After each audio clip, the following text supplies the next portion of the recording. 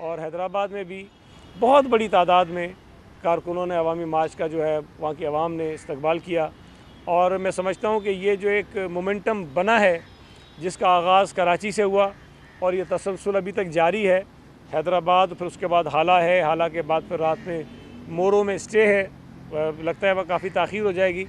लेकिन ये मोमेंटम जो बना है वो इस बात की अक्कासी करता है कि इस्लामाबाद जब ये कारवां पहुँचेगा तो ये जो है बहुत बड़ा काफ़िला होगा और इसमें बहुत बड़ी तादाद में गाड़ियाँ होंगी जो शामिल होती जाएंगी। और मैं ये भी आपको बता दूं कि कल जिस तरह मैंने पहले भी कहा था कि हमने बहुत सारे दोस्त ऐसे थे जो हैदराबाद नहीं गए, ठट्टा नहीं गए, सजावल नहीं गए, वो वापस आए कराची और उनका प्लान ये है कि वो फिर आगे जाकर काफ़िले को दोबारा ज्वाइन करेंगे। वो कोई लाहौर ज्वाइन करना चाहता है, कोई सक्खर में ज्वाइन करना चाहता है, कोई मुल्तान में ज्वाइन करना चाहता है, कोई इस्लामाबाद में ज्वाइन करना चाहता है।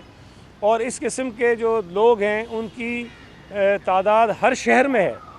जब हम मातली से निकले वहाँ भी ऐसे लोग हैं जो कुछ साथ गए, कुछ ज्वाइन करेंगे।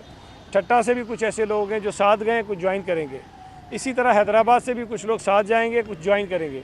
तो ये एक अजीब सा एक कारवां बनता जा रहा है, एक कॉन्वॉय बनता जा रहा है जिसकी मिसाल पाकिस्तान की तारीख़ में नहीं मिलती है।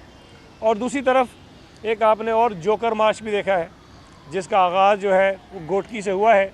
मुझे आप लोगों से भी गिला है, तमाम दोस्तों से, पीपल्स पार्टी की रैली में आप गाड़ियाँ भी गिनते हैं, लोग भी गिनते हैं, क्राउड भी दिखाते हैं, दुकानें अगर कहीं बंद लोगों ने कर ली हैं तो वो भी दिखाते हैं।